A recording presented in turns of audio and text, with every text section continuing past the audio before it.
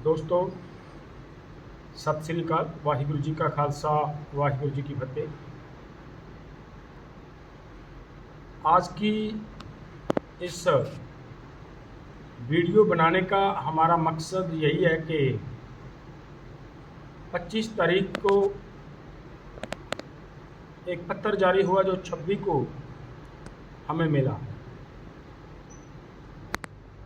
और वो उस केंद्र सरकार की तरफ से एग्रीकल्चर मिनिस्ट्री की तरफ से जो हमें लेटर आया, उसमें हमें इनविटेशन दी गई है कि 4 मई की आपकी बैठक होगी, और उसमें समय और स्थान तय किया गया है।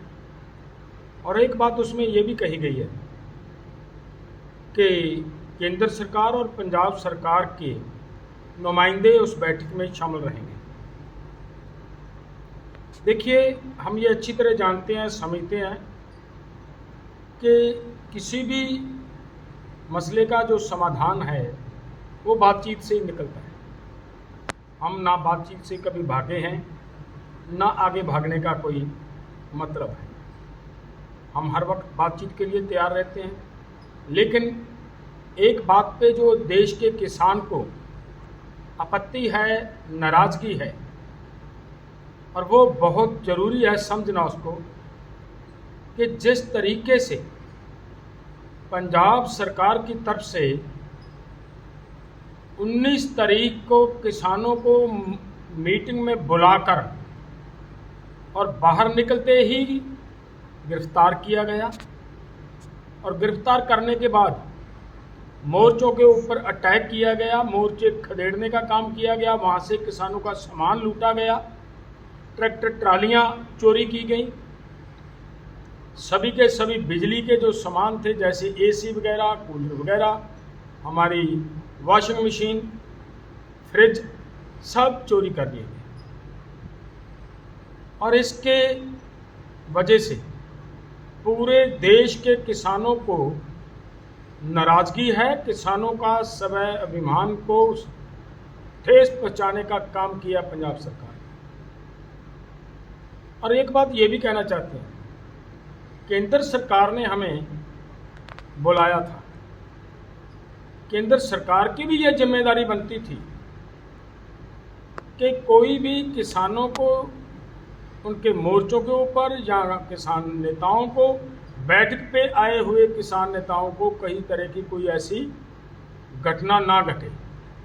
ये जिम्मेदारी सरकार की भी बनती थी।